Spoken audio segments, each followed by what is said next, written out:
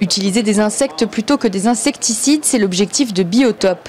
Cette entreprise, installée dans la Drôme, s'est lancée dans les années 80 dans la production industrielle. Et aujourd'hui, plus de 100 milliards d'insectes sortent de ces laboratoires chaque année. À une époque où le respect de l'environnement est au cœur des préoccupations, cette lutte biologique séduit de plus en plus de consommateurs.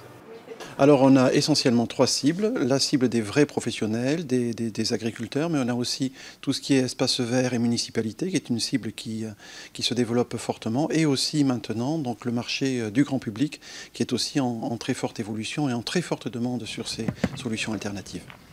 Cyril Vignon est un des adeptes de cette solution. Cet agriculteur de la Drôme produit en bio des fruits et légumes anciens.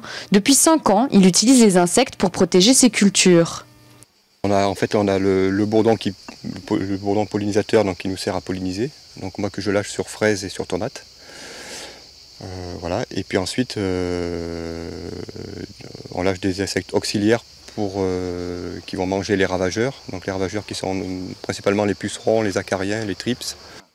Cette protection naturelle a un coût, 100 € pour une serre de 600 pieds, une alternative plus chère que les insecticides chimiques mais totalement naturelle. Ça coûte un peu plus cher que du chimique, mais bon, le résultat est là. Et puis, si on regarde notre santé aussi, bon, après ça n'a pas de prix. Donc, voilà. Aujourd'hui, Biotop est le leader de ce marché en France. L'entreprise emploie 40 personnes et réalise un chiffre d'affaires annuel de 5 millions d'euros. Pour l'avenir, elle nourrit de grands projets, cultiver des champignons capables de tuer des ravageurs, ces insectes nuisibles aux cultures. Et elle n'exclut pas de se lancer un jour dans les insectes à manger.